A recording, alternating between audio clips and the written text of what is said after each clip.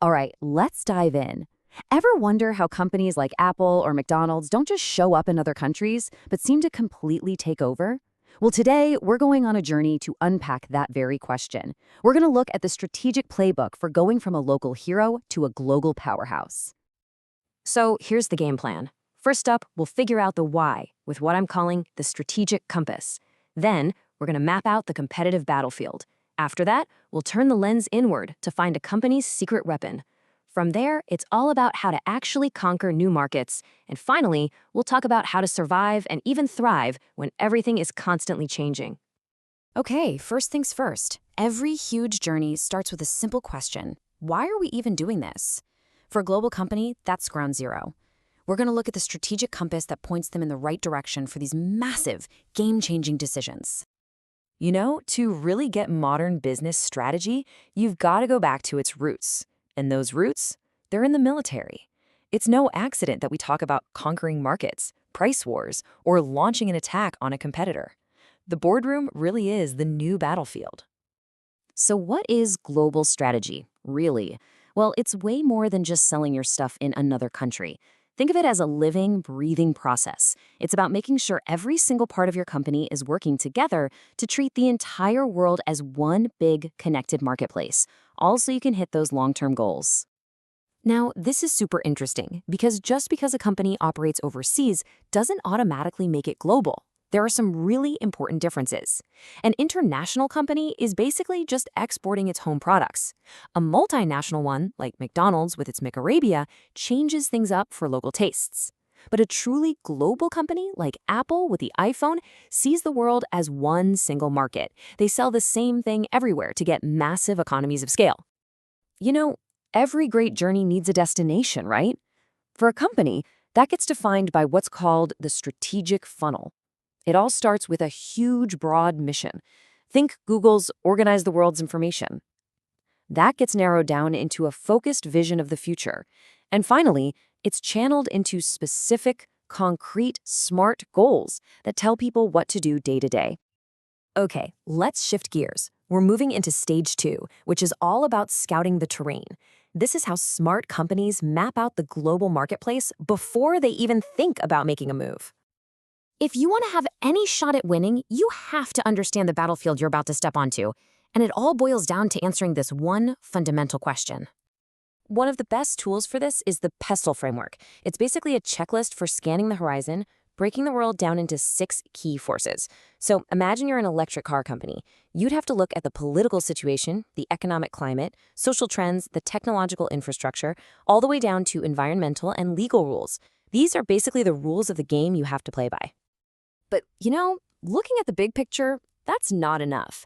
Smart companies then zoom in from that bird's eye view to look really closely at the specific industry where they're going to compete. And that's where Michael Porter's famous 5 forces model comes in. It's brilliant, really.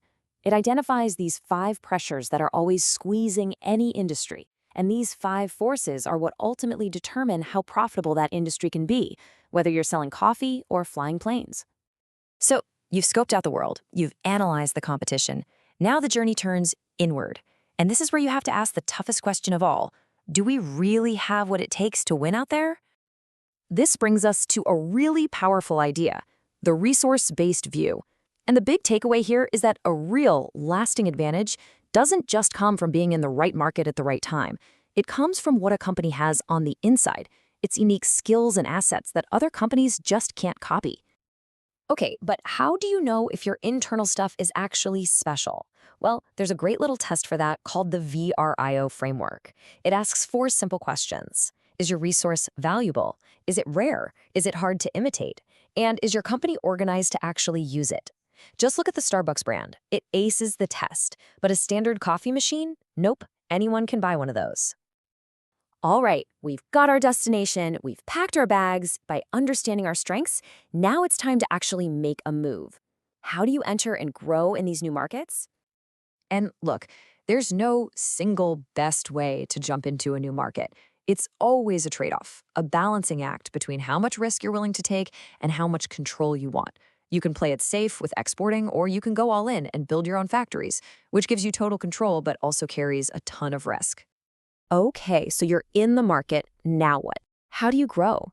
The Ansoff Matrix gives us 4 basic paths. You can dig deeper into your current market, create new products for it, find new places to sell your old stuff, or you can make the boldest move of all, diversification. That's like Amazon going from just selling books to dominating cloud computing. But here's the thing. In today's world, the journey never really ends, does it? The modern global marketplace, it's like this constantly shifting maze, throwing new challenges at you all the time. You know, the very idea of strategy has had to evolve. It's not static. We've moved away from those old, rigid 5-year plans. Now it's all about being flexible, being innovative, and being able to bounce back from the unexpected. And speaking of the unexpected, one of the fastest ways companies try to grow is through mergers and acquisitions. But get ready for this number, 70 to 80%. That's the estimated failure rate for these massive deals. They just don't work out most of the time. So why? Why do so many of these big deals fall apart? Well, it's rarely about the money on the balance sheet. It almost always comes down to people. A clash of cultures. The story of the rigid, formal German Daimler merging with the freewheeling American Chrysler is a classic cautionary tale. They just couldn't make it work. So what this all means is that for any leader today, winning on a global scale boils down to tackling 3 massive challenges. You have to embrace digital transformation, you have to build resilience so you can handle the next crisis, and you have to make sustainability, what's often called ESG, a real part of your core strategy. And that brings our entire journey to a close, but it leaves us with one final, really big question to chew on. In an age of constant disruption, where AI can analyze data and recommend moves, what's the future for human-led strategy? Will our intuition and vision still be the secret weapon?